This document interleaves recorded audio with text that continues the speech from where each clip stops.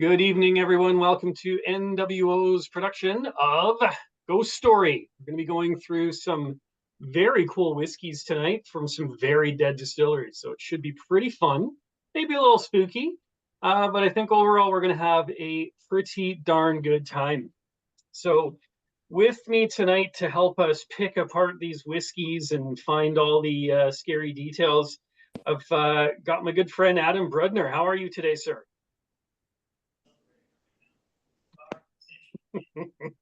Very good. There we go. Took a second. Oh my God. Very spooky indeed. I forgot to turn the lights off. Damn it. I'll go to Tim and then we'll come back. Tim MacKenzie, how are you?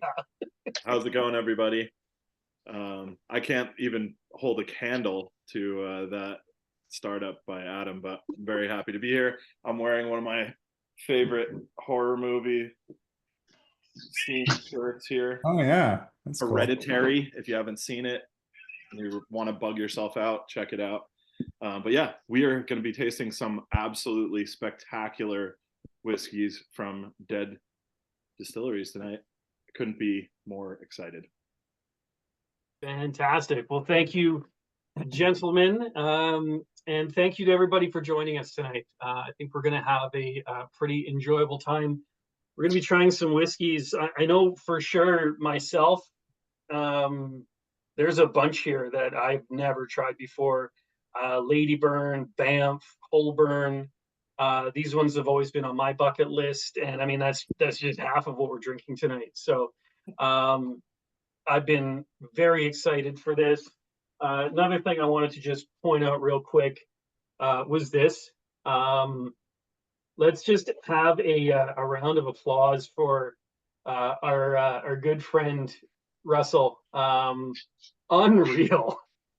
The presentation on this sample set was absolutely spectacular. Every time we think Russ can't raise the bar, he just goes and does it. So thanks, Russ. Pretty rad, dude. That. So it's almost like anybody a want to drink coffin. some whiskey? It's very yummy. So it's a light rose cake with Let's get to it here. I'm gonna fire up the old screen share here, and we're gonna get into it. So yeah, tonight we're gonna start off with Imperial. So Fun. So again, with the whiskeys we're going with tonight, these are all from Silent Stills, dead distilleries. Some of them are actually producing again, but all of these distilleries have at one point been closed permanently. So kicking off with Imperial here, located in Carn near Aberlour in Speyside, founded in 1897. Thomas MacKenzie, a former manager at Daluane. Daluane.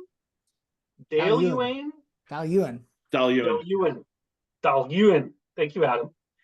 The distillery is mothballed in 1925 due to prohibition in the U.S. and the Great Depression. A lot of distilleries were shut down during that time. Resumed in 1955, and they were known for a light grassy whiskey. Closed for the final time in 1998, and the buildings were demolished in 2013, which is unfortunate because from what I've read about Imperial, they had one of the most beautiful distillery facilities in Scotland. So it's a shame that we've lost that.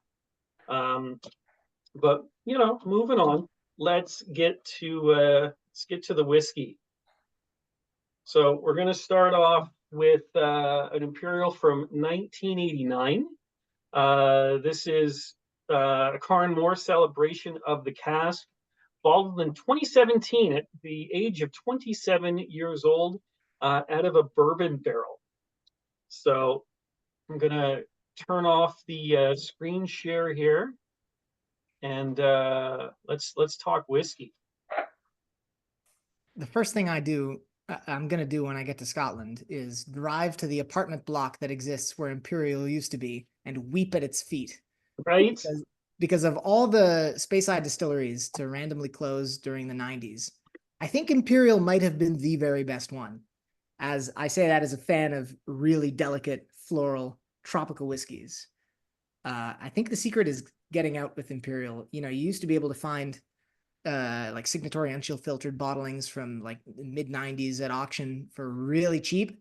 Those are starting to creep up now as people realize how good they are. And it's Oh, remember that first KWM exclusive that Oh, yeah. came out? It was like, what, 21 years old for less than $300. It was a steal. That ended up being my That was whiskey of the distiller. year 2 years ago. Not Yeah. surprised. Yeah, and I think especially as Klein Leash is getting more and more expensive, Imperial is a distillery that can bring the wax, in my experience. Mm-hmm. Without a doubt. I'm a massive fan of Imperial.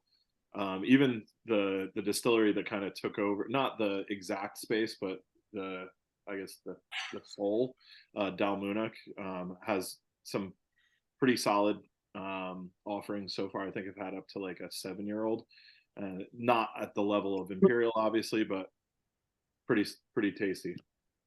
Well, I'll admit, I was always really against the whole silent stills thing, how everybody wanted the dead distilleries. They're going for crazy money in auction. And, you know, my feeling was always, well, if they closed down, it must be because they weren't very good. Now, what are you gonna do? I mean, Imperial was the one whiskey that really changed my mind on that whole thing. The first silent still that I tried, that was fantastic. So yeah, there's some great whiskeys. There's some great distilleries that were closed.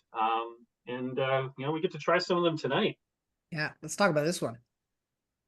What are you This picking up? was incredible. Yeah. Agreed. I don't know about you guys. I'm getting the flowers straight away on the nose, like Yeah. violets really strongly. Violet, I was gonna say like a chamomile tea. Mm. Agreed. Like- Super floral. Lily of the Valley. Yeah, I get tea. I get more of a green tea, like maybe a roasted one. I hear that. Yeah. There's sweetness. There's some heather to it. Some nice herbal aspects. Yeah, rose hips, like that sweet kind of petally. Mm-hmm. I'm getting like a bit of a very fragrant black pepper kind of note as well, where it's herbal, a little spicy. Yeah. It's a little. I'm getting a banana a little bit, not in the you know, chalky, horrible, you know, banana flavor way. Right. I was almost like a banana Wet plant. rock. Anybody getting that wet rock flavor profile? Yeah, the minerality for sure. Totally. Yeah, like the river stones hitting together. Yeah, Type of deal. I don't want to spoil the flight for anybody, but I think that's going to be a theme tonight, is a mineral note. Love it. Love to Yeah. hear it, Adam. Yeah, I don't yeah. mind it. I don't mind that type of spoiler. Is anybody getting like this is gonna be kind of a weird one, but like deli meat? I was getting I'm not even kidding. I was thinking sopressata, but I literally ate some not some mild sopressata an hour ago. So I don't trust me on that note. But now that you say that, yes, I am smelling a bit of a Hey, is anyone getting the prosciutto? I know. Is it expected of me at this point? Like, what do I do? But when Adam, when you said that, like the peppery note, I was thinking of like that pepper crust on some sopressata. Oh, Yeah, yeah. It's got the fattiness too. Oh yeah, for sure. Yeah, that fatty and the buttery. I also have written down from earlier. That's an Imperial thing for me. Is like butter, mineral, flowers, tropical fruit. That's Imperial. There's a lot on here. Yeah. I'm getting a little bit of that lactic vibe. Not Yes. quite Brook Laddie level, but there's definitely something there, a creaminess to it. It's like And definitely getting the fruit. I'm getting like peaches and nectarines. It's not like in your face, but it's absolutely there. I'm with you too. And I mean, to expand, there's nothing at all in this whiskey and on this nose that's in your face. No. Everything is balanced. Everything is just working together. It's crazy. Like, this is the antithesis of a bomb of any type. There's not a off-putting note here. No. It's No. And I'm even getting a little bit of the petrichor, the smell of rain. I'm gonna drink this. When I Yeah, let's drink it. when I first nosed it, there was like an essence of like a sweet kettle corn that I got on it too, but that's kind of dissipated at this point. All right. Sláinte, everybody. Cilantro. Cheers. Mm. So I got a little ahead of myself on there. So while everybody's enjoying that first sip, I'm just going to talk. This has something that Imperial always has for me as well, in that the initial taste is a little bit subdued, but as soon as you swallow, just bam, everything comes out. The finish is just where everything happens. Yeah, this is one of those refreshing whiskeys Mm-hmm. where, like, can somebody turn it into a body wash or something? It makes you feel clean. Yeah, this is yeah. I definitely got the like a peppery kind of at the end of the finish. There was a little bit of drying around the edges of my tongue, and then that like white peppery kind of a vibe. Yeah, I'm getting the mineral on the finish as well. Like graphite a little bit. It's almost like a fresh spring water kind of flavor. It's almost the absence of flavor, but that sense of cleanness. I have shale written down in my notes as well. I've written down 5 different types of rocks in my notes. It's weird. It's like you're a geologist. What's Yeah. the thing You're you a do for a living, geologist. Adam? Yeah. Well, you can't leave us in suspense. What? Well, okay, it's 4 rocks. I have wet river rocks, fired clay, well, not really a rock, soapstone, and shale. Oh, and graphite as well. All right, that's 5. The soapstone, I'm with that actually, and like I've been messing around with like starting to etch rock and the sandstone when you're working with a chisel. There's a little bit of that in there too. Got to smell. Absolutely. I've done a little bit of soapstone carving. Oh, you have? Yeah. It's really fun, and it's not easy. No. My final thing was, it was not particularly, I have a big block in my kitchen waiting for me to get going again, but Nice. But yeah, it has this, I mean, it's very similar to like talc. There's talc in soapstone. But anyways, I'm getting like a sourdough kind of tartness on the palate from this, which in my experience is also an Imperial thing. I've gotten that from one of those signatory bottlings. It's very dry. Like the nose has all these, nice sweet flowers, sweet fruit.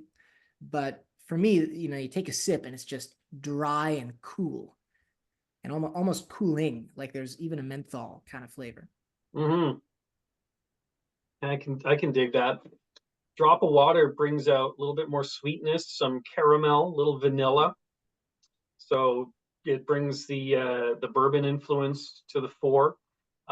Still lots of really nice herbal aspects to it.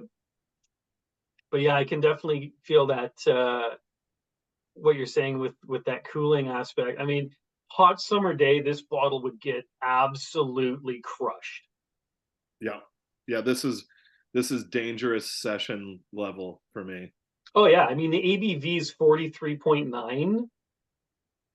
You have like a couple of friends over. This one's gone in one sitting. Like Toast, yeah. I mean, but for that ABV, like I feel like there's a lot of complexity going on with it.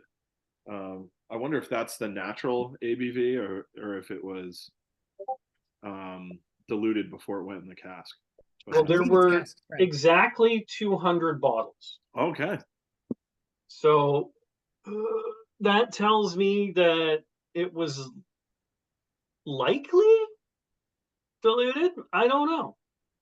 It depends. If it was a hogshead, that's fully possible in 28 years, and it may have been diluted to 50 something. I'd love. I'm gonna have to nerd out and deep dive on this to see if I could find out what they were filling casks at that time. But Yeah, it says it came from a bourbon barrel. Okay, barrel. That's probably cask strength then. 200. Yeah, you're probably right. Actually, it's just that it was exactly 200 barrels, which kind of threw me off. Usually, it's like 207. Well, one of them was bound to be 200. Exactly. Had to happen. I don't think I've had a whiskey that was a cask strength that was on an even 100 number of bottles. So maybe this is the one. I don't know. Maybe. Could Yeah, maybe there was 207, but the staff got their hands on a couple of cases, and Yeah. That's what I'm thinking. Yeah, We're exactly. gonna sell 200, we're keeping the rest. Some and ghosts. if I must worked have at gotten Imperial to and they were or if I was at like Morrison and McKay when we were bottling this, yeah, I'd probably sneak a bottle or two out. Yeah. No, you don't sneak it out. One of them goes mysteriously missing. it. Yeah, It's breakage. exactly. Yeah. Lost in transit. Mysterious earthquake. Yeah. Yeah, earthquake in Scotland. It could happen. It could It happen. could happen. It can absolutely happen. All right, so that Imperial didn't suck at all. Do we want to do the SMWS style names again? Oh, good yeah, call. yeah. Feel free to just call it out, or if you want to chuck it in the chat, either way. If you weren't here for the last tasting, we have been going through each of the whiskeys, and if you are feeling extra creative, put together what you think the SMWS would put on this bottle as the descriptor. I'm gonna go with somebody put gravel in my Macintosh toffee. Jake, I love it. Slightly disturbed by it, but I love it. A geologist wet rock dream. Fantastic. Yeah, that's crazy. I didn't even know what to go with it. I think that a geologist wet rock dream is pretty much up there as the top tier. I had a rainforest babbling brook written down. Oh, that's solid too, actually. Or we could go just with Adam likes rocks. Yeah. I like Mr. Westwood, a peach orchard on a summer day. That I can paints a dig that. lovely picture That could easily be an SMWS bottling. for sure. Absolutely. All right, moving on. Who wants to drink more whiskey? Not me. Yeah. Joking. No, nobody's here for the whiskey. All right, so up Oh, to hold on. Rosebank. Wait a second. We have to. Lowlander. Wait. We got to pause, Mike, because Oh. Casey just dropped. If you smell what the rock is cooking in the chat, I feel like that needs to be. That is that's gold right there. Oh my god! I Casey hated gold. to have cut you off, Mike, but that was just too. That's solid. That was worth it. Absolutely worth it. All right, back to the scheduled programming. Just let me gather myself. Okay, we're good. All right, Rosebank, Dead Distillery, Lowlands. Josh hates it. So they were founded in Camelot near Falkirk in the early 19th century. Renowned for fruity and floral whiskeys, Rosebank highly regarded by whiskey enthusiasts. Despite its closure in 1993, Rosebank whiskeys remained popular and sought after. I can confirm when I see the prices that Rosebank bottles are going for in Waddington's auctions these days. It's just nuts.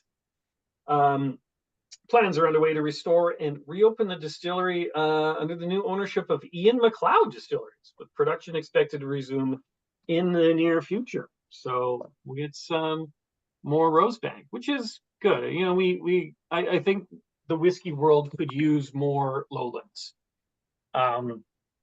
It's a rather ignored region. There's good whiskey coming out of there, so give us more chance to enjoy it. So this particular whiskey we're about to enjoy is a 15-year-old distilled in 1991. Why do you think? Sorry to cut you off. Why do you think it doesn't get the love it deserves? I think it Because does. Oh, I think when you look at whatever Lowlands you can get easily, and by easily I mean at the SAQ or the LCBO, they're not good. I mean, and I think the not only are they not good, but the selection is extremely narrow. So most of us just aren't really exposed to good Lowlands. Sad. I think most of us are, and most of us love Lowland, except the distillery happens to be on the Isle of Arran. Fair enough. despite it being really lowlandy in style. I think another reason might be that people are, the way that tastes have swung in recent years is that people are into big flavors. Mhm. Malts don't produce big flavors in the same way as a heavily peated whiskey or a first fill sherry cask whiskey. Unless it's Auchentoshan and triple wood, which just tastes like sherry with a little whiskey sprinkled in. Exactly. And I think other styles can do that better Mhm. than Auchentoshan in particular. Yeah. But Rosebank has such an interesting mix because they're triple distilled. They were triple distilled, but they also have worm tubs. So the worm tub, so they're sort of working in opposite, where it's almost like a Bruichladdich Octomore thing. With Bruichladdich, they got these crazy tall stills, but they peat the hell out of Octomore. So and it somehow doesn't cancel out; it just makes it more dynamic. Here, I think there was a similar thing going on where they were triple distilling the whiskey to get those very light and estery and floral, fruity flavors. But then they also have the worm tub condensers, which bring heaviness and oiliness and richer Meatiness. flavor. And I love worm tub distilleries. They're the best. They are the best. So yeah, this one's a 15-year-old from Dunbhegan, bottled by Ian McLeod, distilled 1991, bottled 2006. Going to kick the ABV up a little bit here to 46%, and this one was matured in a barrel. So let's check it out. What do we? That might be the most specific note I've ever heard. In a barrel. In a barrel. No. How about Probably means a say bourbon oak barrel, cask? but no, my favorite is aged in oak. Yeah. Really? That's a good one too. Yeah, that's what these little guys both were. Aged in oak cask. Cool. Thanks, guys. Appreciate Probably it. means it's a 7th fill, which by that time it doesn't matter. I mean, in my experience, there's absolutely no correlation between how descriptive the label is with the cask type and how good the whiskey is. Because I've had a million Scotch selection bottlings that all say oak cask, and they're all phenomenal. That's valid. I'll That's give you just that. it's just a choice. This one to me is deeper than the Imperial. Yes. Yeah. I get like a Manuka honey. Oh, what a great note. Yes. There's something like cereal grainy also about it. Yeah, Scottish tablet is something I have down. Oh, that's a great call. It's got a vanilla that the Imperial didn't have for me. I'm getting like pear on this one. Rose petals. I don't know if I'm just being prompted by the name, but I'm getting some rose sorts of floral notes. But very silky, very deep. Silky is a great descriptor. I'm with you, Timmy, though. Cereal bomb right here. Yeah, there's like, is it Rice Krispies? Is it? I get those. What are those cookies called? Hobnobs. Oh.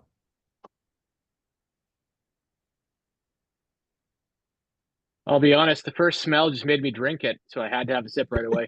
Fair enough. It happens. Well, I hate to have you drink alone, so I'll join in. Yeah. Cheers. Sláinte.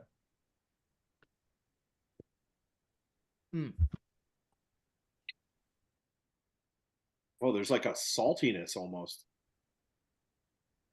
This one has the texture in me. It's it's so much thicker than the Imperial. Not that the Imperial was thin, but this has has a chewiness to it. Yeah, mouthfeel. This could be an old Pulteney. Seriously. Yeah, it's got the saltwater taffy thing. Yeah, it's briny. I would never have guessed this was Rosebank in a million years if this was blind. I get an interesting like hoppiness to it, like IPA style. And it's not the mouth coating is like it's just staying there forever. But I'm not getting like an overarching flavor to that. I can just feel like the whiskey is still sitting there, but the nose for me is very different from the palate. I was just about to say that. Completely agree with you. Yeah, very disparate. Like whereas the Imperial was very connected, this one's very disconnected, and it's not a bad thing. It's just a different thing. The nose is very sweet. Yeah, yeah. I'm getting more fruit on the palate of this though than the Imperial. I'm getting like a really strong mango, and not just the sweetness of the mango, but also the kind of muskiness that you can get with mango sometimes, where it's almost this sort of like it smells like has anybody ever been tempted to eat really fancy soap? Like the soap smells so good. I know what you're saying. I don't yeah. want to eat it. Yeah. And of course it'll never taste good because it's soap. For But this is like, if soap tasted good, it'd kind of, I feel like it would taste like this. It's got that kind of like patchouli, cedar oil,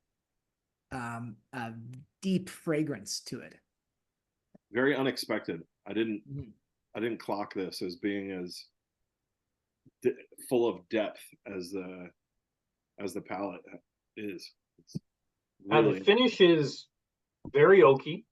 Yeah. A little like dry, a little bit of like a nice oaky bitterness to it, which I wouldn't expect after only 15 years in the cask.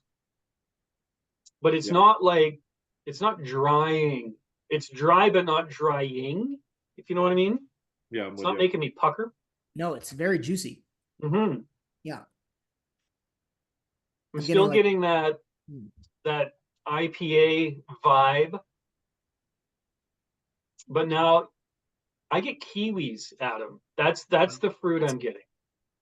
I think you're absolutely right. I was thinking starfruit too. Okay. Sure. Orange bitters was what I had written down for this one on the finish. I get a pie note on it too. I don't know if you guys are getting that. Like with a bit of whipped cream on it, maybe. Or like the meringue on a lemon. Yeah, that's it. That's it. The meringue. What do you say, Joss? Have we finally found a Rosebank that you like, or is this still not doing it for you? I'm thinking my SMWS names for this would be probably it tastes like soap, rose stank, or I added 4 cubes of ice to my Crown Royal and forgot about it overnight. I guess you don't like it. You know what? No, it's interesting. I mean, yeah, it's just, I think it's not my wheelhouse. Let's just say. I love it personally. Jake just said that. It's weird. It's different. You know what it reminds me of, and I maybe it's just coming to mind because I just finally tracked down a bottle. But remember that wacky Murray McDavid Glenbergie that we had many tastings ago? Oh yeah. When we tried that, it was weird and it was different, and it came out of a Sauternes cask, so I should have loved it, but I didn't. I didn't even know if I liked it. So I finally tracked down a bottle. I'm gonna crack it, I think, tonight afterwards. Yes. Get into it, see if I actually like it. But this is kind of the same vibe. It's interesting. I'm interested. I don't know if I like it. Yeah, but it's very interesting. Jake just said fruits in a fruit juice blend being filtered through several day-old bounce dryer sheets. I kind of agree 100% with that. Like, or like an old fruit salad that you've pushed through dryer sheets. Like there's definitely, like the dryer sheet thing that's on point. Great note. That is an interesting one. I did add water to that last taste, and the dryer sheetiness has been subdued by adding a little bit of water. So if you don't want to bounce out of this one, hey, hit it with a couple drops. All in all, interesting whiskey. Not put off by it. It's part of the journey. That's what we're here for, right? Mm-hmm. Listen, I like interesting whiskeys. They're fun. They get you thinking about it. But let's check out some more whiskeys. I mean, we might as well. Oh yeah. We're all here. So next up is LITTLEMILL, founded in 1772. It was one of Scotland's oldest distilleries. Located in Bowling in the Lowlands. known for another. Oh, this is another triple distillation distillery, producing smooth and delicate whiskeys. Closed permanently in 1994 and fell into disrepair. Although some of the distillery buildings still stand, including the original kiln and warehouse. At least it's not an apartment building, right, Adam? Yeah, that's true. Man, Imperial deserves better. Our next whiskey is a Little Mill, distilled in 1990, bottled in 2009 by Douglas Laing as part of their Old and Rare Platinum Selection line. At the age of 19 years old. Starting to kick things up a little bit in terms of the ABV. We're up to 55.4. This was one of 333 bottles. So, formerly 337 bottles before Tim got his hands on it. That number seems sus. I don't know. The nose has something that immediately kicked me into an old memory. My grandfather had this amazing garden and always grew green beans, and this just reminds me of like going out and pulling a green bean off the vine and cracking, and the smell that you get from a super fresh green bean. Oh, nice. The first thing that hit me on the nose for this was vanilla. Like crazy strong vanilla extract, almond extract. I was gonna say there's something like on that hazelnut almondy like taste type of a. Yeah, I'm definitely getting that. Maybe kind of like a marzipan, but I'm getting some a paint thinner note to that, like a chemical. There is a weird note in here. Yeah, I'm not sure if I like it or don't like it at this point though. It's like it's totally cool. Is it like wood putty? I'm getting rye. I hear that too. That's what I'm getting. I'm getting bubble gum. I'm getting those baking spices. When you combine that with like that strong vanilla, this is almost like an American rye. What's the ABV on this one? 55.4. Yeah, so this one's definitely coming in cask strength. I would never think that it was over 50 just by the nose. Like I don't get any burn. This smells more like a single grain than a single malt to me. I'm fully with you on that. Yeah. And I love single grain, so that's not a bad thing for me at all. Feels like it's right away. There's like a North British note to it for some reason. Yeah. If I may ask a question, because I just joined, am I early or am I late? Because you guys already seem to be discussing one of the trams. We're on number. You're late. We're already on whiskey number 4. Oh Jesus! Oh yeah, this is 3. Three. Little Mill. Oh yeah, sorry, 3. Okay, so what did we start on?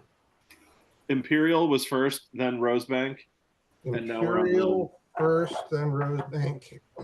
And this one, I just got hit with huge amounts on the palate of like cheap playing card bubble gum. Oh, good call, Greg. I just put the list on in the chat again too. Ah, okay, yeah. Thank you. Okay, so funny story. When I was Yeah, talking like about tops. rye and single grain, I was actually smelling the LADYBURN. So, spoiler alert: the next one, that's what it smells like. Yeah, this one's weird. It's like vanilla and Bondo. There's definitely a gluey some sort aspect to it. Yeah, it smells like an auto body shop. Something chemically for sure. Once again, I'm not sure that I'm totally put off by it though. And No. if we've learned anything, the chances that that's on the palate are probably less than it being on the palate.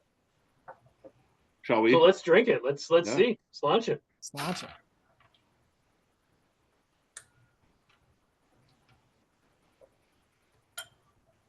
Wow. Whoa. Way. There's the alcohol percentage. Yeah, that's hot. It's It's creamy. effervescent. It is effervescent. Mike and I Oh, said there's- two there's exact opposite words at the same time. There's like there's a note of like overripe fruits. Like if you ever opened up like cantaloupe that was maybe a day too far, like already cut in the refrigerator. I'm getting like runts. hmm I'm getting artificial fruit flavors. Joss, remember that super, super, super old whiskey that was in the cabinet in the basement? It was like 44 years old. Duncan Taylor, Dimensions. I forget what distillery was that. Do you remember? Off the top of my head. I wonder if it was LITTLEMILL, because when I tried that one, I killed that bottle, I remember. And it was banana runts. That was all that was left in that bottle. Oh, you know what it was? It was McDuff, like a 67 or a 65 McDuff, something like Yeah. And it was fucking terrible. It was so bad. that. It was one note the entire way through. Yeah. Yeah, it was crazy. That was it. Banana runts. That was all you got. But yeah, the fruit notes on this are so different from the other two. It's like fruit candy almost. I got a strong creamy flavor coming out of this. I'm getting the fizziness. It's almost kombucha like. Right? It's got that tingle Yeah. to it. Definitely. Well, I like Jake's note there. Like it's masquerading as a lower ester Jamaican rum. Like, I could see it. There is a marshmallowiness to it too. okay. I'm getting a fair bit of wood on this, oak on this, and Oh yeah. and if I add water, there's a little bit of bitterness that comes from that too, I think. Interesting. I'm gonna give it a try. Yeah, it's very woody to me. Like I don't know. I'm not getting the like extreme sweetness, and I'm kind of jealous of that note because I feel like with the other things that we've discussed, that would be something that would really interest me. But it's escaping me at the moment. Water definitely increases that, like you said, even on the nose, quite a bit more oak spice. I'm getting strawberries towards the finish of this.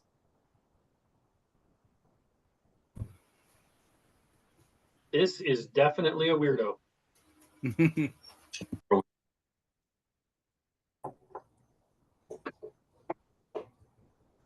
Yeah, still I'm not catching the super sweet notes that you guys are talking about. No, I only got the sweet notes on the nose. Oh, on the A lot nose. of vanilla on the nose, but the palate is it's not sweet. It's got those funky fruit candy. It's got some herbalness. I get it's not smoke at all. There's something earthy in that finish. Like a dusty warehouse kind of a deal. Mm-hmm. There's something Getting else too that a bit of a leather sort of thing. Oh, there are the two kinds of candy cigarettes. There are the ones that were bubble gum that had like powdered sugar around them, and then there are the ones that are like chalk. Yeah. Oh, That's- yeah. Mm-hmm. And then there were the wax ones. Oh, What true. were they Yeah. called? Good call. Do they still sell those candy cigarettes? I just bought them Uh, this week for my kids for Easter. They 1,000,000% do because I needed them for a Halloween costume a couple years ago, and I bought like 1,000 of them and just gave them out to people over the course of 6 months. Definitely, probably lost a couple friends over it, but it was Sure. well worth it. Yeah, those Popeyes ones. Those were the ones. They're Yeah, all, Adam Watson. Yeah, I think you got it. That's definitely the Popeye cigarette. so they're all just candy vapes now. I feel like that doesn't play as well. Like, It's an interesting one. yeah. Yep, this is the weirdo so far for sure. hmm My least favorite so far. Yeah, I'm Mine with too. you. I had high hopes for this too. But you never know how it's gonna drop. I think it's interesting. I think it's fun, but you know, luckily we've got more whiskey. Yeah, I mean it's well worth the try, that's for sure. Oh, for sure. All right, next up is LADYBURN, which I have not smelled or shared any notes for at all. So LADYBURN's in Girvan in the Lowlands, again, founded in 1966 by William Grant and Sons, which should be a pretty familiar name.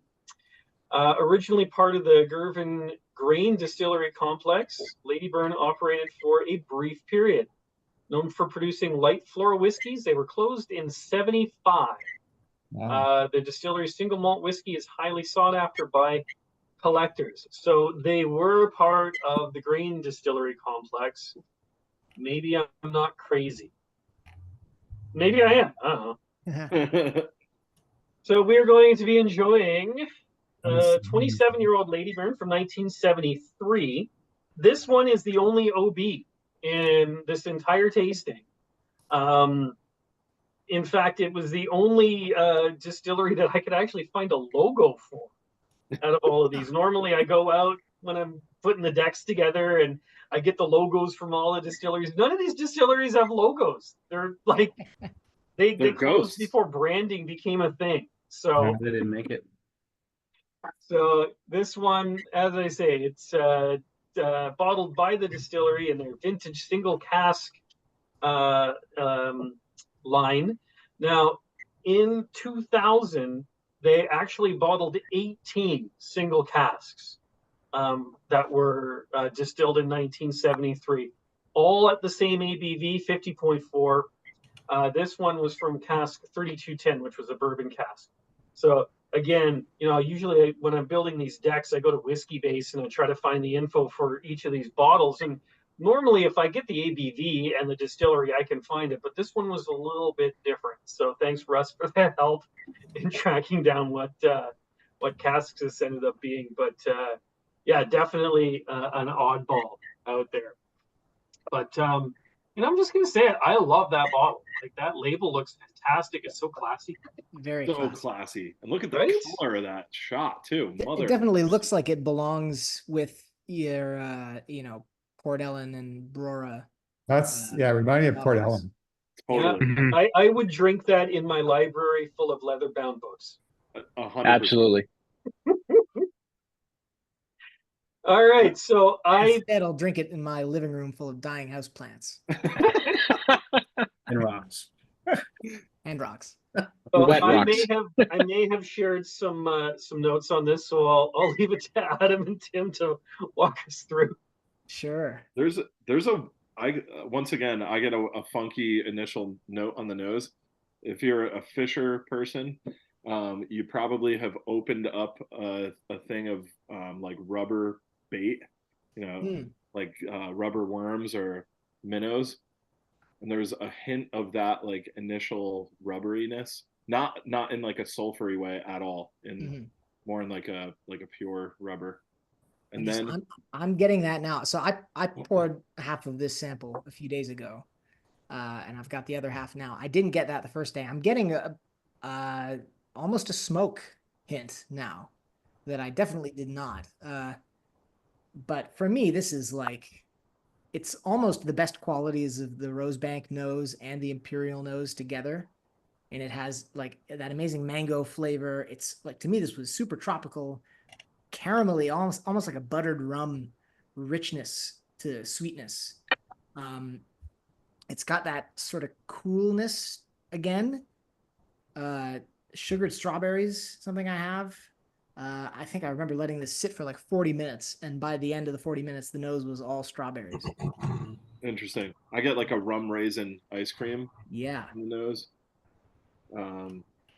There's definitely the oak spices there, but for me, like that, I feel like the bourbon caskiness is coming out. There's like a nougat, almost like a Milky Way type of a mixture of the chocolate, the nougat, and it's a Toblerone bar. Yeah, good call. There's a raisin butter tart kind of note to it. It's funny that you say it's bourbon cask, because if you didn't tell me just from the color alone and just some of the hints of like you guys are saying rum and raisin, caramel, I'm thinking cherry. Yeah. I'm totally with you, Joss. If Yeah. I had seen it and nosed it without knowing, I would have thought it was an Oloroso sherry, probably, or maybe a Amontillado. Yeah, it's like it's got a little bit too much depth to be like a manzanilla. Yeah, yeah, And it's too sweet to be a fino. yeah, for sure. Yeah, like I could have seen this being like a blend of casks, maybe.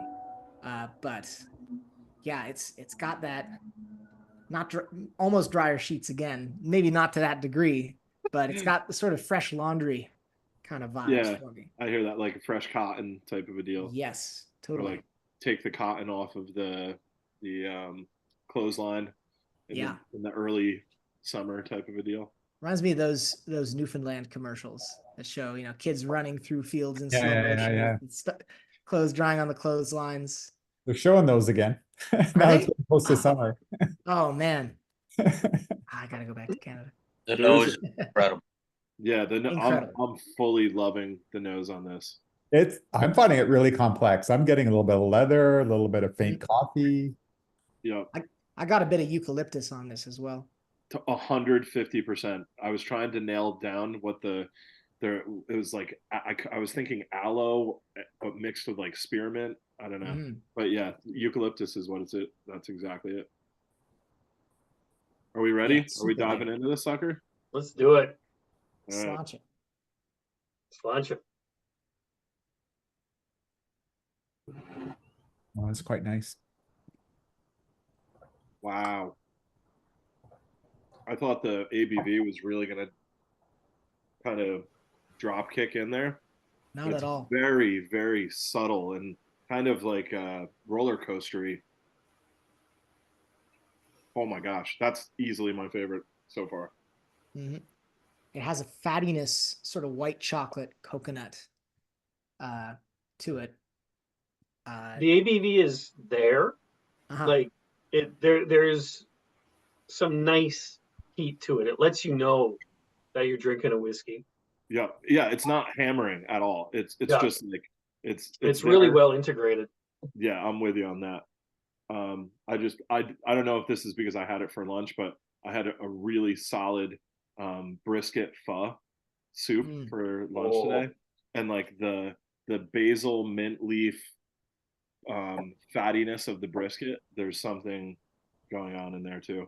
And also like a water chestnut that wasn't in the pho, but I get like a water chestnut type of a vibe too. It even has that little savory edge to it. Like it's a little dirty. I get a bit of a wet hay kind of flavor. Yeah, it's just there's so much going on with it. And in the finish, I feel like it comes back sweet again. Yeah, 100%. Like There's sweeter, a little bready, little like raisin bread, honeycomb even. I was thinking Irish soda bread even. Soda bread. Yeah.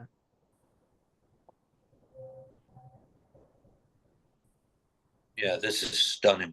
Yeah, that's really good. I got the hype. Yep. I've definitely not had this specific LADYBURN before, and this is my first LADYBURN. This is wow, my first as well. What a starter! What a start, right? I'm still getting some of those bubblegum notes.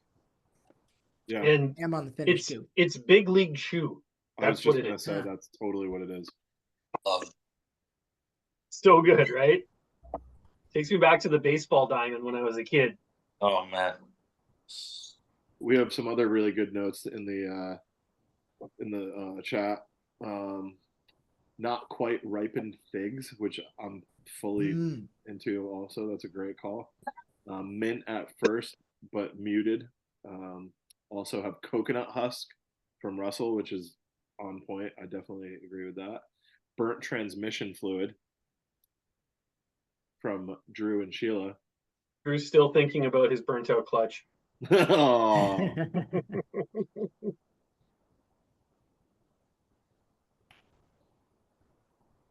Dances on the palate. That is a beauty.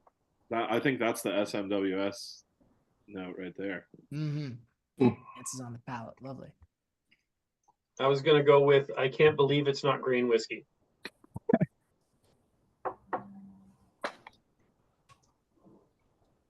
See, this one to me doesn't have, I mean, it's got the sweetness that you get from a grain whiskey, but it's got the earthy hints as well that I haven't had from the grain whiskey that I've tried. And I'm still yet to have a really good grain whiskey. So that's on me, maybe. There's a leatheriness to it also. Mm. I don't know if you've been to like a tack shop before, like a horse, like equestrian type shop. Mm-hmm. Russell just did out of the park with the SMWS. Check it out. Oh yeah, all right. This lady doesn't burn.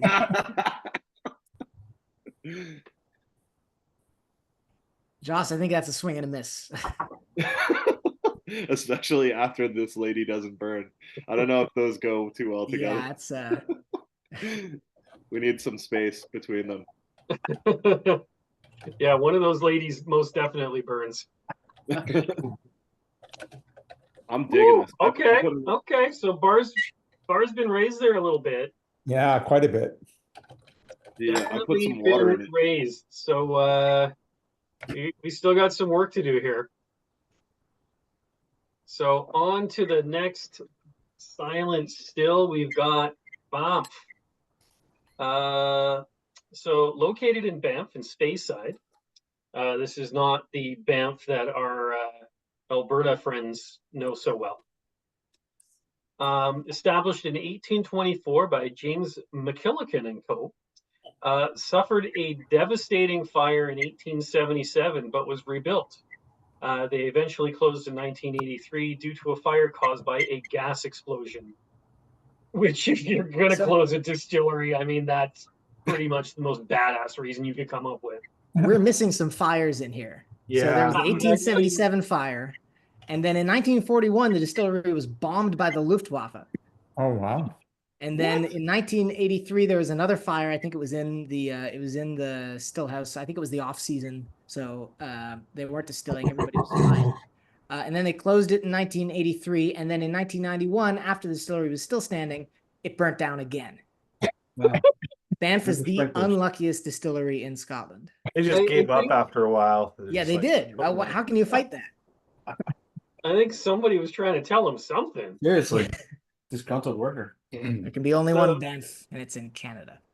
That's right. So some of the buildings were partially demolished as if the fires hadn't already done the job, with others repurposed for different uses. I'm guessing they're on fire. So if I had to make a guess, the use is kindling. Yeah, exactly.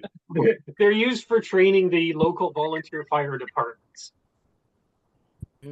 So this particular BANFF was distilled in August of 1976, bottled by Blackadder in 2003 at the age of 27 years old, at the ABV of 45%. From an oak hogshead, not super helpful, and this is one of 319 bottles. So let's get into it.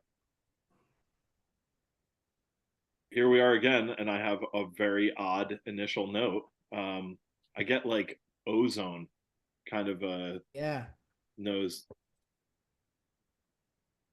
So I've never had a BANFF before. There is apparently a note that is strongly associated with BANFF that my more, old whiskey learned friends have told me about. I didn't get it when I poured the whiskey the first time, but knowing about it and nosing it again now, I get it. So I want to see, I don't want to suggest anything to anybody. So I want to see if somebody says it, not expecting it. Here's another weird one. If you've ever chopped seasoned wood, like when the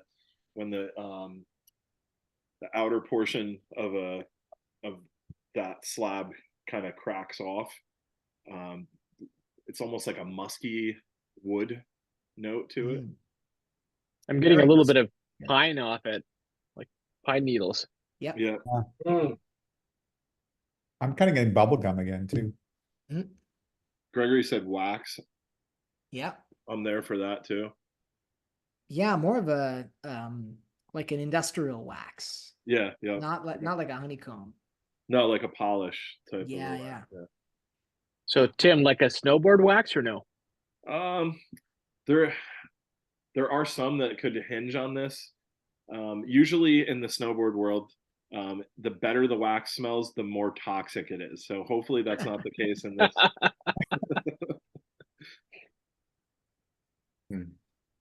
I get some interesting herbal notes and Yeah. definitely some solid minerality on this one as well. Yeah, I think the most minerality from my perspective. Yeah. That we've had. Limestone for me. Absolutely. Or flint almost. Like if you've ever napped flint. Oh yeah. Limestone can get sort of weirdly stinky. I don't know exactly what it is, but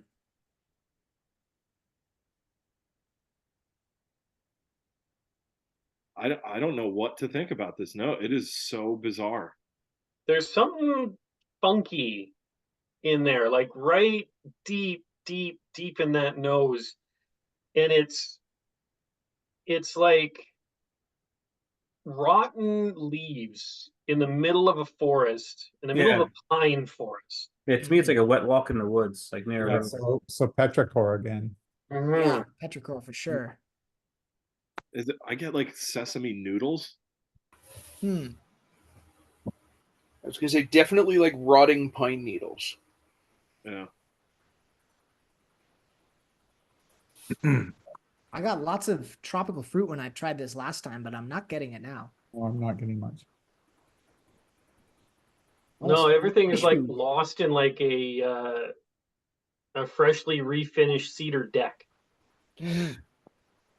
Brian just gave a killer note. Flintstone vitamins. Yeah, There's 100%. totally that. That one. But like, You how ever did have, I Dickel? love the Dickel comparison. You ever have Dickel? Yeah. If you get real good Dickel, it doesn't taste like Flintstone vitamins or smells like. But if you open that thing and take a whiff, it is like right in the face of Flintstone vitamins, shale and chalky. Yeah, absolutely. There's some nice citrus going on here, like dark citrus, like blood orange. I was just picking up that I was just gonna say there's a fruitiness to it too. I was thinking like sugared red grapefruit, but I'm with you on the blood orange is a good call too. Yeah, I was gonna say totally Tim, grapefruit pith. I jumped to the palate there a little bit, but it actually works really nicely. Yeah, it's like there's citrus, but it's not sweet. No, and it's like backgroundy too. Whereas usually you catch that initial quality of like citric acid, or within the spectrum of citrus, kind of forefront. To me, this is hanging way in the background. Yeah, it's floating back here and it's sticking around. Should we get into it? Yeah, let's go for it. Sanj, everybody. Sanj it. Sanj. It's funny, Adam. You mentioned the only other BANFF I've had was like a total tropical fruit bomb, so this is completely different. Yeah, there you go. Whoa. I'm getting a little tropical, like pineapple cooked in brown sugar, but it's very musty. I get a lot of oak. It's got a savory. It's got almost like a wool sweater kind of. I was thinking lemon pepper jerky. Oh, lemon pepper, totally. I'm definitely getting like the lemon and grapefruit pith. Like for me, the palate transition to the finish, it's sour. There's almost like a fish skin kind of late too. Yep. Wild. Okay, so I'm gonna say the note that I've heard about for BANFF before. Yeah, shoot. So that note is mustard seed. Oh, damn. That's a great call out. So it's not my note because other people told me that that's what I should find in BANFF, and knowing that, I found it. Yeah. But I think it is in here. Yeah, it's on the nose more in the palate. Yes. Agreed, I yeah. agree. That's that acrid flavor. Yep. I couldn't put my finger on it. Neither could I until I was given the answer. I think I actually really like this. There's a pipe tobacco now that I've tasted it, getting really deep into the nose.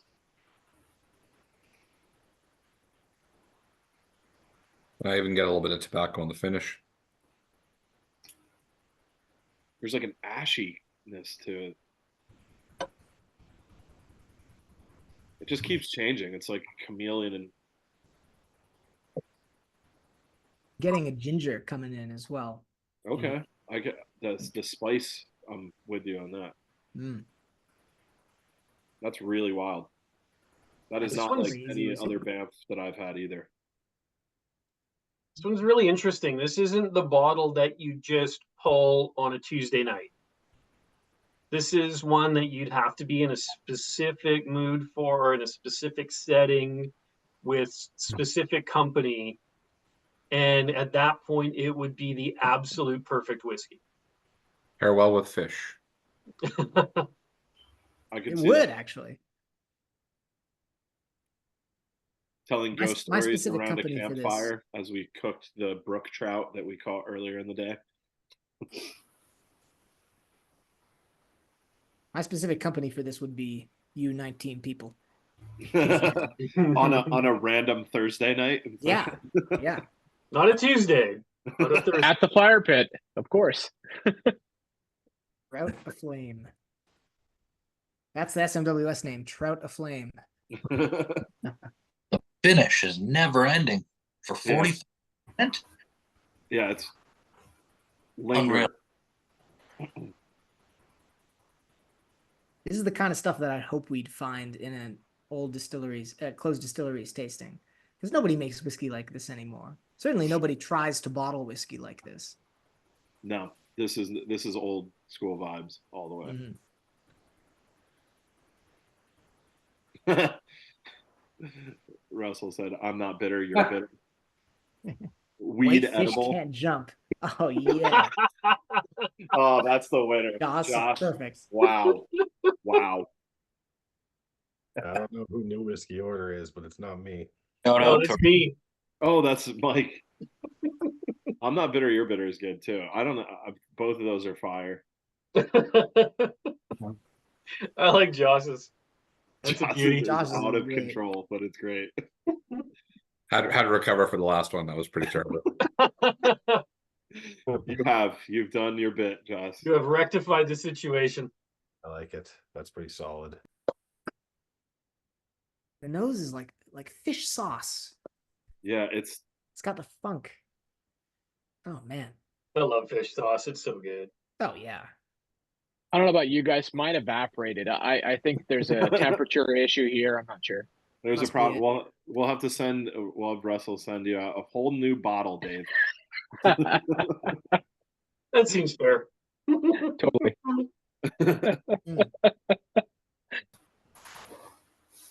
I'd be curious to see when we're done where this lands in people's lineup.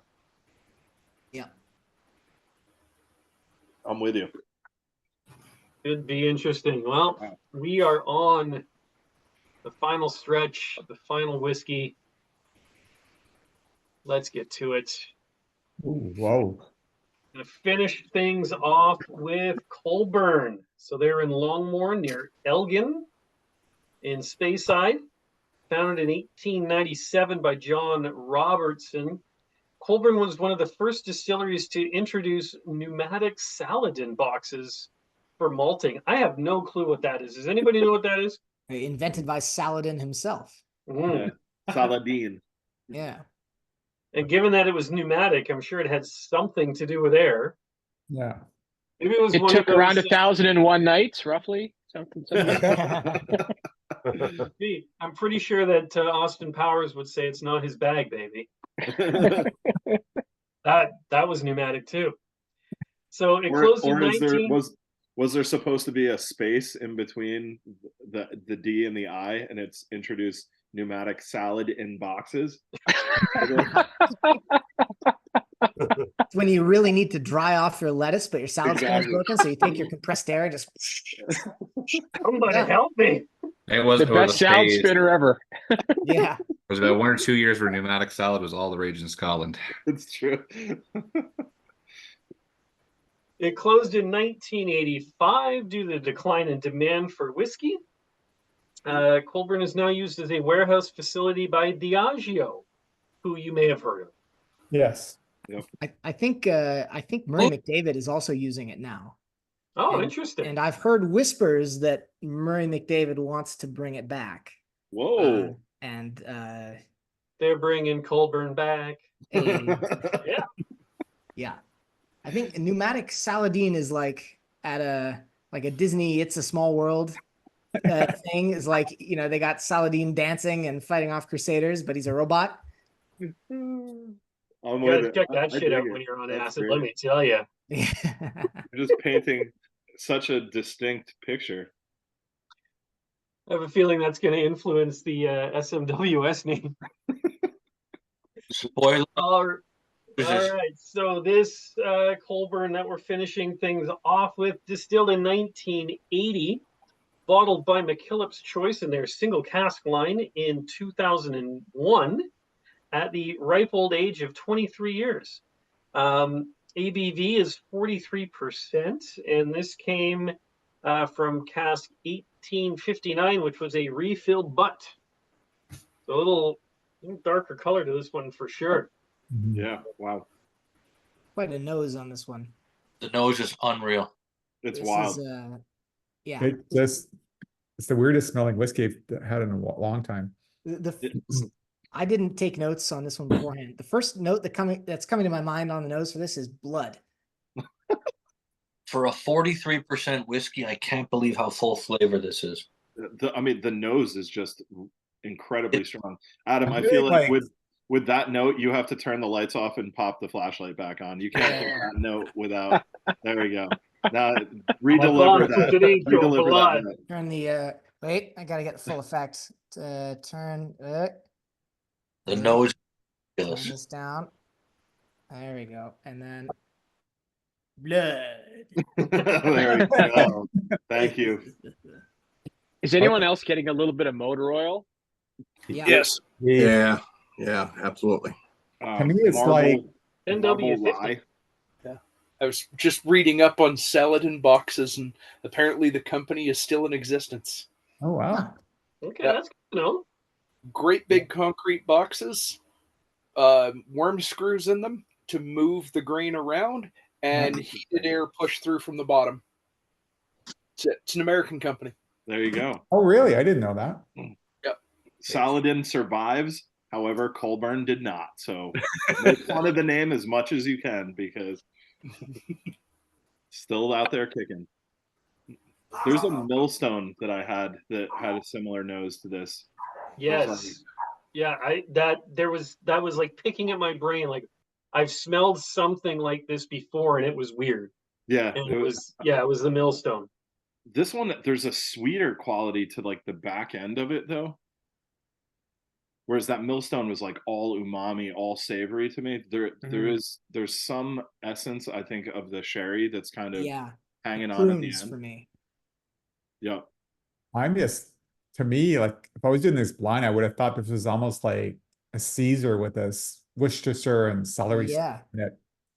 I could see that for sure. I get like I'm getting a lot of celery on this. I was just gonna say celery salt. There's like that. Mm-hmm. I'm also getting a bit of rubber on it though too, right? Yeah. Are you? Yeah. In a sulfury way or? No, and just like you know when you open an like you're changing your bike tire and you get that smell of the inner Yes, tube? I was gonna go with bike inner tube. Like Yeah. Absolutely. A like slightly powdered. Yeah, dark tennis rubber. balls. That's a good call too. Yeah. Ooh, Tennis sumac. balls. Ooh, new Nice tube one, of tennis balls, yep. Wow, great call. Sumac is something I'm getting. It's got that sort of tart. Good call on that too. Motor oil, tennis balls, all petroleum products. Mhm. All right, dare we get into it? I mean, Casey already dropped in and said that it's wild, so we Good know luck, that it's everybody. worthy. I mean, we might as well drink it.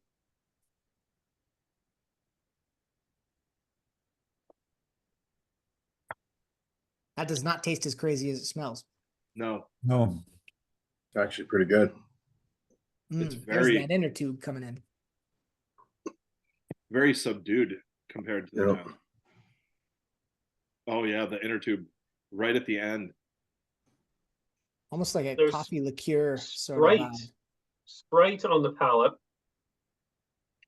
I was Sprite. thinking Patron XO, the coffee Patron. Interesting.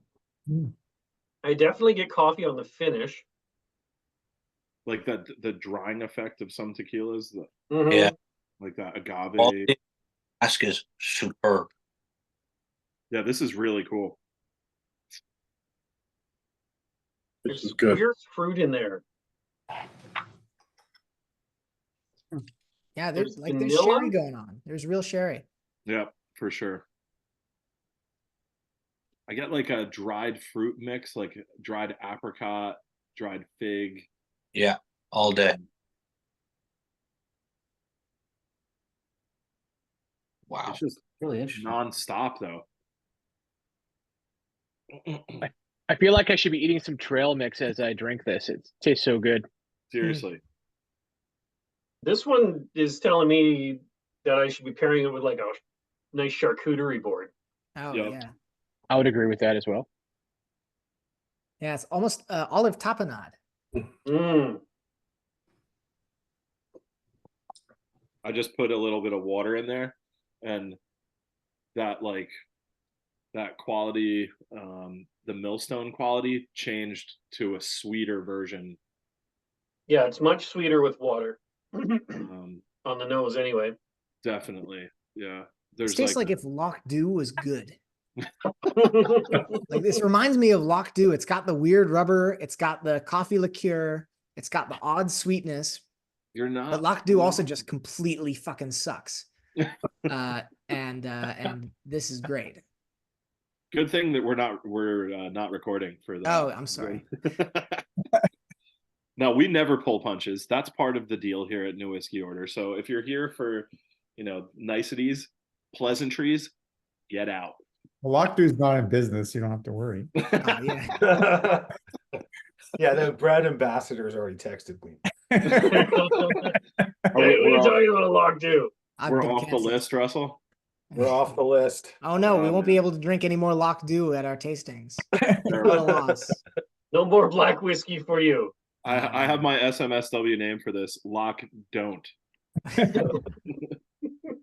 Oh, that's great.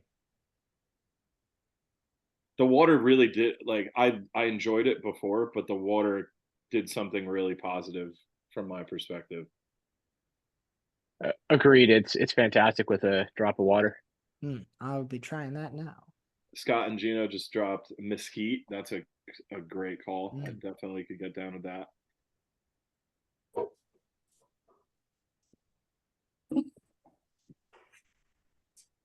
Wouldn't it be nice if they bottled this at like 57% or something? Oh, It might be overwhelming, honestly. yeah, maybe. I'm willing to risk it though. I don't know about you I'm guys. with you. Yeah, for science, obviously. Ooh, the Obviously. water does help. Yeah, it really it changes it out of that savory, mostly savory, into an equal savory to sweet. Yeah, there's like a grassiness coming in, like a sweet grassiness that was not there before for me. Did anyone's parents ever or like grandparents buy you the corn balls that are like literally a ball, and the popcorn is always Oh yeah. like Used to Oh be yeah. Halloween. it's always like a little bit too far off, but you power your way through it anyway. With the water in there, there's an essence of that. Tim, I have no idea what you're talking about. They're like pre-formed popcorn balls, and they're usually the size of like a baseball or a softball. Softball. Yeah. Oh, okay. Yeah. We used to, there used to be, when I was a kid, there used to be, some people would make homemade candy, and that would be one of the things you could get. Yeah. Yeah, it's like molasses. I would connect it with like molasses, like a brown sugar. But because it's like formed into this ball, the popcorn always tasted like it was just a little bit too old. It's like a Rice Krispies treat with popcorn, except way crappier. Yeah, it does. Exactly. They're much better if you home make them. Yeah, They're not store bought. I'm sure that's the case. It really depends on what you use for your, your sugar binder, basically. It could be not good or it could be good. I love the nose on this now. Like I'm just posted up. I don't even want to drink the rest of it because I just want to smell it. Yeah, that was fun. That was a fun one. Yeah, it's definitely that's one of the craziest noses I've had for sure in a whiskey.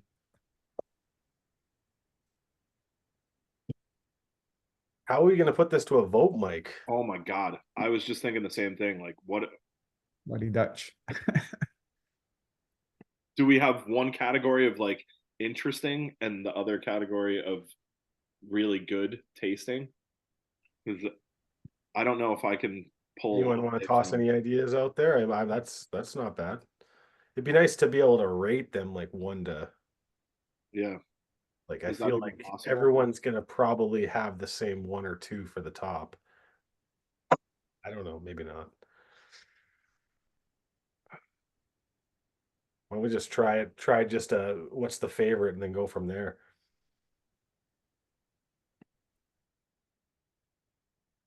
Working on it. Damn, you're good, Mike. What would we do without Mike, hey? We couldn't do it. That's the so ruggedly handsome too. We couldn't do it. Are you doing a poll, Mike? Is that what you're devising? Yeah. Okay.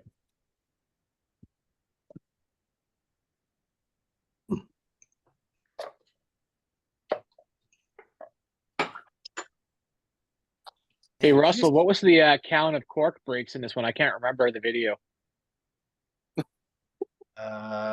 Geez, that's a good question. BANFF for sure broke. Wasn't it 4 of 6? Yeah, it was. That sounds right. It was pretty high. Yeah. Yeah, this one's a lot. The next. Cheers the next to pick Russ is for gonna putting be this Cake tasting Cake, together. though. Oh my goodness. Yeah. What a Another lineup. absolute stunner. Yeah, nice job, guys. Wow. Yeah, Hey, most of these I've never had whiskeys from before, so maybe half of them I had whiskeys from before. So Next, we do the peated version with Brora, Port Ellen, Millburn, Glenvore. Whoa. What else are we doing? Um, That wasn't that was just me spitballing, by the way. We don't actually. Just so everyone's clear. That would be. It's only $5,000 for a sample kit. It's yeah, okay. I was right there with you, Adam. I was like, yeah, let's do that. Yeah. Glenvore and Millburn, that we should do because those are cool distilleries. And really good too. Mm-hmm. The original Port Charlotte before it burned down in the 1880s or something. Yeah. That would be a that should be easy to find. Totally mellow. The original Shackletons from Antarctica, you know what? Yeah. Old Long Road Distillery.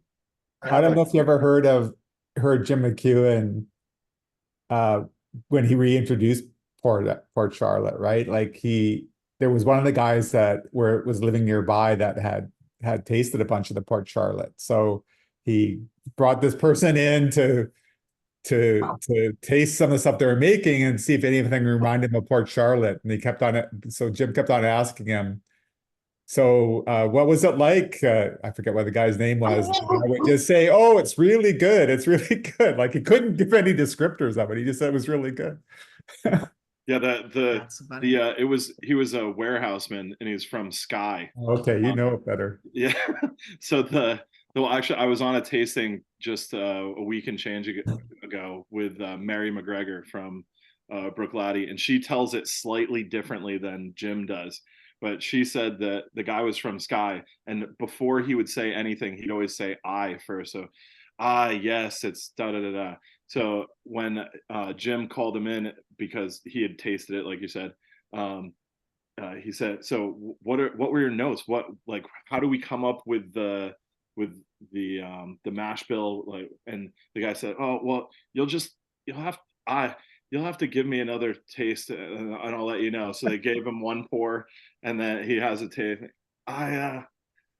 I think I need just one more try of it. So you got 5 pours out of Jim for the tasting. But yeah, that's class. That's proper Isla.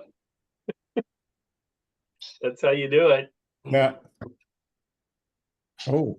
All right, let's get to it. We got the poll here. We got 2 questions for you. Yeah. Which one was your favorite, and which one was the weirdest? Love it. That was probably the easiest one that I think I've ever done of any of our tastings. We had some beauties, we had some weirdos, and sometimes they were the same.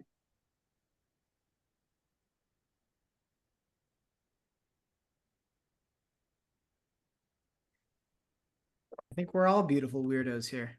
Aw, thanks, Adam. That's so sweet. I meant it in the best possible way. Oh, yes.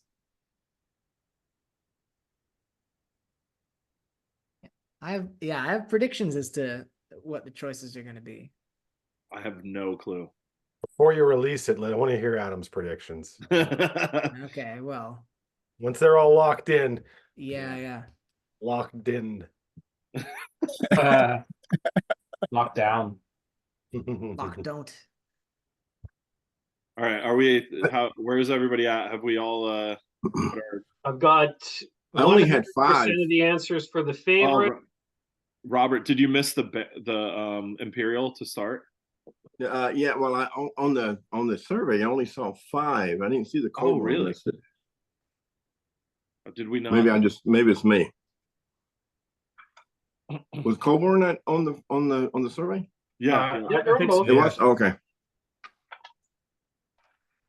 So yeah, we got all 6 for the favorites and the weirdest. We're missing 1 vote for the weirdest, but we're pretty close. So let's see. Brian said define weird. Unexpected. Which is what makes things interesting. All right, let's see what we got. Oh, what's the prediction now? Oh, okay. All right. All right, I'm going to stop sharing. Adam. Well, I was going to write it down on the back of an envelope and hold it up later. But yeah, no, LADYBURN and COLEBURN were my predictions. Yeah. Yeah, mine too, actually. Though I personally thought the LITTLEMILL might have been weirder than the COLEBURN. It was verging on it. Oh, there we go. It was verging on it, but I felt like the LITTLEMILL didn't change all that much with water, whereas the just 3, I put 3 little drops of water in that, and it was like a totally much sweeter, different whiskey. So that's why I took it for me. So the LADYBURN takes the title of the favorite whiskey, and LITTLEMILL with the weirdest. Now I don't get to vote on these, so I have to do things manually. So for my favorite, I'm going with the COLEBURN. Nice. And the weirdest, also the COLEBURN. Did anybody else vote twice for the same whiskey? No, I couldn't, but. So my vote does not change the results. So everything's locked in. There we go. I voted. What did you vote, Adam? I voted both for BANFF myself. Both for BANFF. There you go. So I my favorite was the LADYBURN, and my weirdest was LITTLEMILL, I think. There. Yeah, that LADYBURN. When I tried it the first time a couple days ago, I was debating whether it was my whiskey of the year. I'm still not sure, but it's up there. That was so good. Absolutely gorgeous whiskey. Also the oldest. True. That's because we're fancy right now. Mm-hmm. It was the oldest. It was the only OB out of everything. Fancy so, label. But a single brute bourbon cask, of an interesting. OB. Yep. But I mean, all of those whiskeys were so interesting. Yeah. Invaluable tasting notes, invaluable experience, Russell. Unreal. Yeah, So, thanks guys. This is awesome. Yeah. The LADYBURN cask number, did you notice that it was 3210? Like the countdown? I made him. It's like they knew they were gonna light on fire. Now that was BANFF that like that. Oh yeah, right. Yeah. I mean, it is called LADYBURN. Maybe they will eventually. Crack of things here. I'm gonna change the SMW name to "We Don't Need No Water." Yeah. Let the mother Yes. effort Little burn. prodigy. Yeah. Well, thanks, Russ, for putting together an incredible lineup. Such a crazy breadth of whiskeys to try tonight. So thanks This very is much. a whiskey taster. Like this is a whiskey enthusiast tasting right here. Like this is. It was excellent. About Yeah. Good job, It guys. was incredible. Yeah, this Well wasn't done. one for the beginners. This was a nerd tasting, and definitely lived up to the billing. It was fantastic. Yeah, thanks, Mike. Thanks, Tim and Adam. Appreciate everything you guys do.